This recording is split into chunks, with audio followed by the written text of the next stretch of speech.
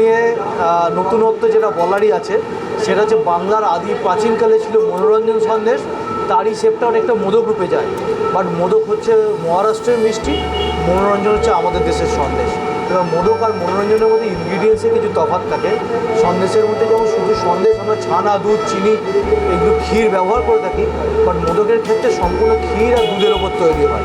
ইনগ্রিডিয়েন্টসের মধ্যে থাকে নারকেলের পুর, তাতে 7 থেকে 8 রকম মশলা থাকে, এছাড়াও থাকে মধু এবং দেওয়া হয় ভালো ঘি। এর ফলে তৈরি হয় নারকেলের পুর বা ছাইটা যেটা তৈরি করা হয়। আর মোদক সাধারণত এই গণেশ পুজোতেই লাগে। আর মোদককে বিভিন্ন রকম কালার, বিভিন্ন রকম টেস্ট, বিভিন্ন রকম ফ্লেভারের উপর তৈরি করা হয়, কখনো চকলেট, কখনো স্ট্রবেরি, কখনো পেস্তা।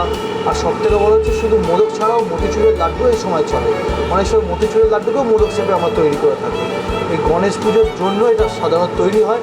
বিগত 10 দিন ধরে চলে পুজো। এখন অনেক জায়গায় 1 দিন বা 2 দিনও হয়, কিন্তু সাধারণত যারা ঘরে পুজো করে বহুদিন ধরে চলে। বাট এই মুহূর্তে বাংলার প্রত্যেকটা ঘরে যেমন আমরা দেখা যায় জন্মাষ্টমী হয়, কিন্তু বহু ব্যবসাদারের ঘরে, রাজনৈতিক নেতার ঘরে, বহু খেলোয়াড়ের ঘরে মোদক প্রচলন হয়ে থাকে। এটা আমাদের কাছে বড় পাওনা। আমরা বাংলায় থেকেও বাংলার বাইরে বহু মানুষের কাছে মোদক পৌঁছাতে পারি, এবং সেটাই আমাদের বাংলার কালচারের মতো, এই নয় যে মহারাষ্ট্রের কালচারের মতো। বিগত বেশ কিছু বছর ধরে সচিন তেন্ডুলকরের বাড়িতে গিয়েছে মোদক, সেটা আমাদের বাংলা থেকেই গেছে। এবছর ওনার বাড়ির পুজো খুব ছোটো আকারে হচ্ছে, যার জন্য সেরকম মিষ্টি কোনো অর্ডার ওনার থেকে আমাদের আপাতত পড়েনি। আশা করি আগের বছর আবার পাওয়া যাবে, আবার নতুন করে পাওয়া যাবে। শোনা গেছে উনি কিছু হয়তো রেস্টুরেন্ট বা কিছু ওপেন করেছেন, সেই নিয়ে ব্যস্ত আছে। এটা ছোটো করে পুজো করেছে। আগামী বছর পুজো যদি বড় করে করেন বা মানুষের জন্য, তো আবার আমার এখান থেকেই যাবে, এটুকু আশা রাখি। ঠাকুরের আশীর্বাদ, মানুষের ভালোবাসা, অমিতাভদের বর্তমান পরিবার কোথায় কোথায় যাচ্ছে?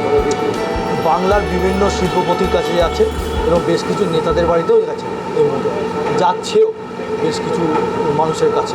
বহু মানুষের কাছে দেখেছি গণেশ পুজোর আপন হয়ে উঠেছে। এটা আমাদের কাছে বড় পাওয়া।